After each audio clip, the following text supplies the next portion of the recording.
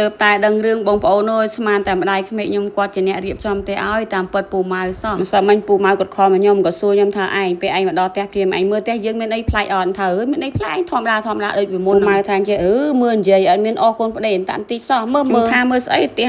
តែវាមិនទៅណាវាថាវាផ្ទះវាមិនទៅណាទេប៉ុន្តែឯងមើលខ្ញុំមុននឹងទៅខ្ញុំបោសសម្អាតផ្ទះឡើងស្អាតសំបីតែរបស់របរប្រើប្រាស់ឧទាហរណ៍ថាទឹកសុទ្ធទឹកដោះគោពងមាន់ពងទាខ្ញុំទិញឯងស្រាប់តែម៉ែហើយបងប្អូនស្មានតាមម្ដាយក្មេកខ្ញុំគាត់ជាអ្នកទិញឲ្យខំនិយាយនៅក្នុងវីដេអូថាម្ដាយក្មេកខ្ញុំគាត់ជាអ្នកធ្វើឥឡូវដល់វគ្គខ្ញុំកញ្ញាញ់ខួរជាមួយការសិក្សារបស់សុកជាឲ្យតែគាត់ចូលកងម្ដងឈឺក្បាលហ្មងរឿងសភៅគេហ្នឹងមេរៀនរបស់គេដាក់ទៅតាមកាលាសភៅបងប្អូនឧទាហរណ៍ថាវាមាន first line second line អីចឹងសំបីតាការបិទកម្រោសភៅរបស់គេក៏ញ៉ៃដែរកម្រោសភៅខ្លះគេឲ្យបិទអាខ្លះទៀតអត់ឲ្យបិទទេហើយខ្លះទៀតត្រូវជូនត្រឡប់ទៅសាលាវិញសភៅតែហ្នឹងនិយាយទៅ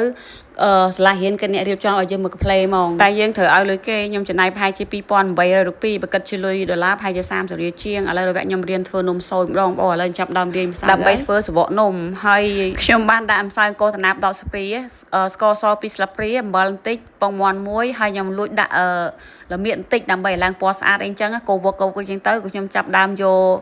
បាយតំណើបទៅចំហុយខ្ញុំបានយកទៅដាំបងប្អូនប៉ុន្តែខ្ញុំអត់មានអាសណ្ដែកគុយនោះអញ្ចឹងហើយដាក់សណ្ដែកសៀងហ្មងទៅហើយនេះជាពុំខ្ញុំគ្រាបដែលខ្ញុំបានវិជ្ជពីស្រុកខ្មែរបងប្អូនធ្ងន់របស់គេប៉ុន្តែស្អាតស្រឡាញ់ពេញបេះដូងត្មងបងប្អូនគេធ្វើពីតារាហើយពេលខ្ញុំចាក់នំបងប្អូនហេតុតែខ្ញុំមិនសូវចេះធ្វើដូចគេពេលចាក់លើកទី1ចេញមកវាអត់ស្អាតទេវាអត់មូលប៉ុន្តែនំនឹងពណ៌វាស្អាតហើយខ្ញុំពងគិតថាពេលចាក់រួចហើយមិនដឹងជាមូលនំ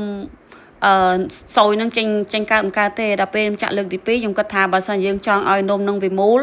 យើងចាក់តែមួយវែកចឹងទៅដាក់ចំប្រឡោះកដាលហើយយកពុំស្កត់ពីលើមកប៉ុន្តែលទ្ធផលចេញមកគឺដដែលរៀងអត់ស្អាតដូចគ្នាប៉ុន្តែបើសិននិយាយពីរសជាតិឆ្ងាញ់ហើយមុនខ្ញុំធ្វើខ្ញុំមើល YouTube ដែរតើបងប្អូនអើយគ្រាន់តែថាពុំគេពុំផ្សេងអីចឹងមិនមែនពុំដូចខ្ញុំណាឥឡូវពេលខ្ញុំចាក់ហើយចឹងទៅខ្ញុំទៅរកដូងដើម្បីមូលនំខ្វះអីដូងតែខ្ញុំឡាំមកកណោប៉ុន្តែដូងវាទុំវាអត់ឆ្ងាញ់ចឹងហើយមានតែរកដូងខ្ចីស្ទើអីចឹងខ្ញុំក៏បានទៅទិញកន្លែងមិត្តភ័ក្ដិខ្ញុំក៏លក់ដូងជាប្រចាំតាមផ្លូវដើរទៅសាលារៀនសុកជានឹងឯងបងប្អូនដូងគេ150រូប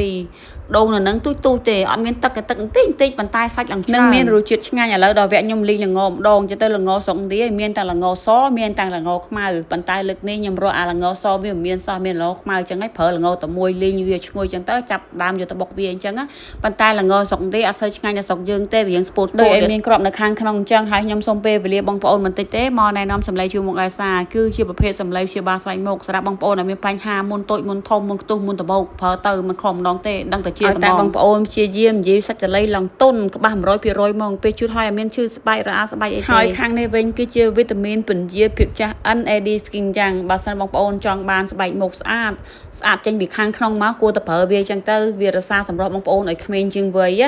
ឡូវដល់វគ្គខ្ញុំចាប់ដើមរៀនមូលនំសូយប៉ុន្តែវាអត់សូវស្រួលមូលប៉ុន្មានទេបងប្អូនដោយសារសបកសូយចេញមកវាអត់ស្អកល្អវាអត់ស្អាតវាកឆេកឆុចដល់ពេលមូលចេញមកមើលទៅដូចតែរៀងដែលខ្ញុំចាក់នឹងឯងដល់ពេលខ្ញុំគិតចុះគិតឡើងក៏ខ្ញុំរកវិធីផ្សេងមូលតាមបែបផ្សេងណាចុះមិនចប់មានអីស្អាតរបស់គេដែរតាឥឡូវសូយរបស់ខ្ញុំរួចរាល់ហើយខ្ញុំយកឲ្យម្ដាយក្មេកខ្ញុំហើយខ្ញុំបានឃើញម្ដាយក្មេកខ្ញុំកំពុងតែសម្អាតស្លឹកល្មៀតដើម្បីផ្ញើឲ្យប្អូនថ្លៃខ្ញុំថ្ងៃទី24បុណ្យសែនចៅប្អូនខ្ញុំយកស្លឹកល្មៀតហ្នឹងវិចនំដែរនំកុំតាមបែបឥណ្ឌានឹងឯងហើយម្ដាយក្មេកខ្ញុំនៅពេលគាត់បានភ្លក់នំសូយរបស់ខ្ញុំប៉ុន្តែគាត់អត់ចេះញ៉ាំទេគាត់ថាមកពីអង្គរហ្នឹងវាទុនពេកខ្ញុំប្រាប់គាត់ថារឿងអីមិនទុនអានឹងអង្គរតំណើបនិយាយទៅបងប្អូនម្ដាយក្មេកខ្ញុំអត់ស្គាល់អង្គរតំណើបទេសូម្បីតែប្តីរបស់ខ្ញុំក៏គាត់អត់ស្គាល់ដែរពេលគាត់ញ៉ាំបាយគាត់ complain ថាអង្គរនៅស្រុកខ្មែរទុនពេកអញ្ចឹងណាហើយវីដេអូរបស់ខ្ញុំក៏មានប៉ុណ្ណឹងដែរអរគុណច្រើនបងប្អូនជម្រាបលា